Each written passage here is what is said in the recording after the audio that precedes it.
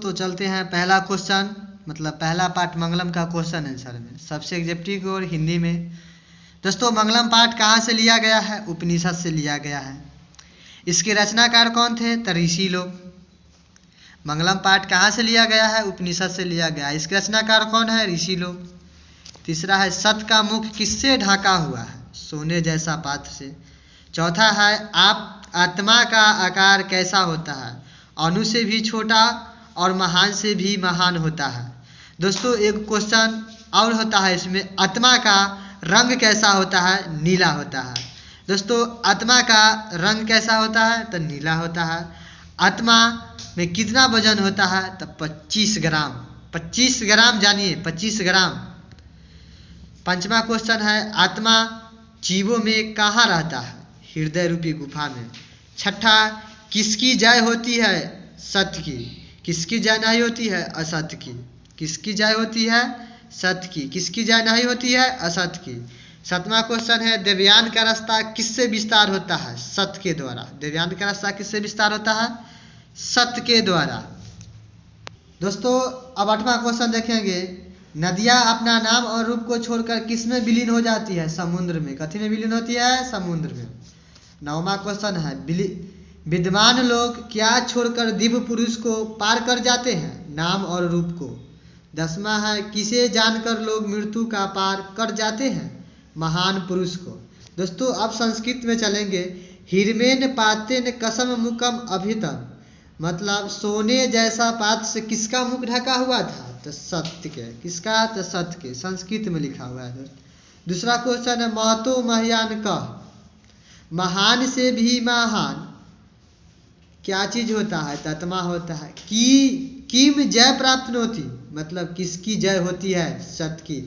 किम जय न प्राप्त होती, मतलब किसकी जय नहीं होती है? असत्य की। देवयान पंथा केन वितोत अस्ति, मतलब देवयान का रास्ता किससे विस्तार होता है? तो सत्य के द्वारा। तो सत्य लिखेंगे। 7वां नदा के विहाय समुद्र अस्ति गच्छन्ति, मतलब नदियाँ नाम और रूप को नदी नाम और रूप को छोड़कर समुद्र में विलीन हो जाती है। तो आंसर होगा नाम रूप है। दोस्तों अब 6 ही को एग्जेक्टिव दिया है, इनमें से 1-2 को है और पूछेगा, ज़्यादा एग्जेक्टिव नहीं दिए हैं। दोस्तों इसमें जो क्वेश्चन होता है 2 नंबरिया 5 नंबरिया के लिए बहुत इंपॉर्टेंट होता है। मात्र 2 ठो बताते हैं, मात्र 2 ठो। 2 गो में से दोस्त 1 गो पक्का निश्चित कर लीजिए और याद कर लीजिएगा। मैं उसको बहुत अच्छा से समझाने जा रहा हूँ। दोस्तों देखिए बहुत अच्छा क्वेश्चन है। मंगलम पाठ के आधार पर आत्मा का स्वरूप के बारे में 5 वाक्य लिखे। आधार पर होगा, यहाँ कुछ गलत है, इसके ऊपर क्या होगा? पर होगा। क्या हो जाएगा? पर के बारे में 5 वाक्य लिखे।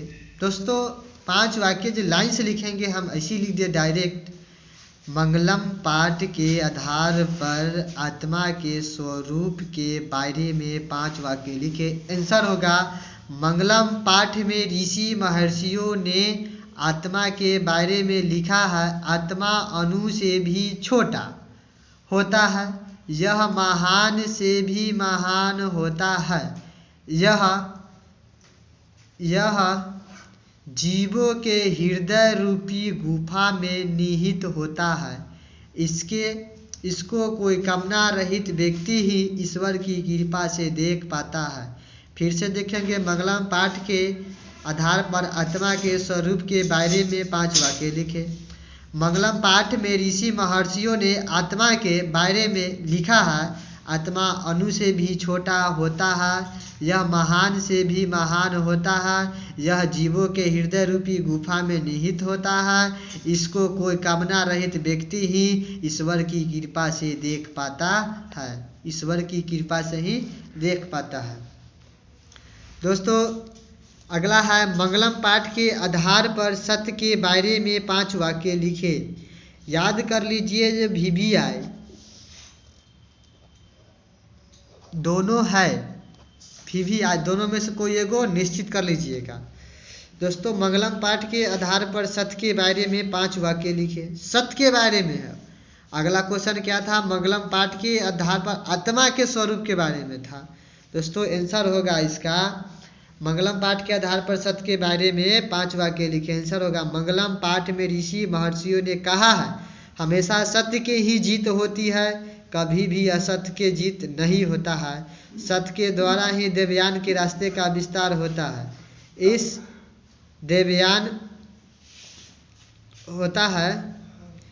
देवयान के द्वारा कामना प्राप्त ऋषि लोग वहाँ पहुँचते हैं जहाँ उस सत्य के श्रेष्ठ का निवास स्थान होता है। फिर से आंसर देखेंगे, मंगलम पाठ के आधार पर सत्य के बारे में 5 वाक्य लिखे। आंसर होगा, मंगलम पाठ में ऋषि महर्षियों ने कहा है हमेशा सत्य की ही जीत होती है, कभी भी असत्य की जीत नहीं होता है।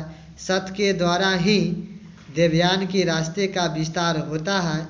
इस देवयान के द्वारा कामना प्राप्त ऋषि लोग वहाँ पहुँचते हैं जहाँ उस सत्य के श्रेष्ठ का निवास स्थान होता है।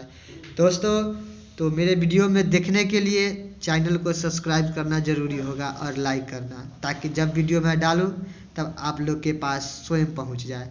दोस्तों अच्छा से लिख लीजिएगा और याद कर लीजिएगा, ठीक, काफ़ी अच्छा होगा।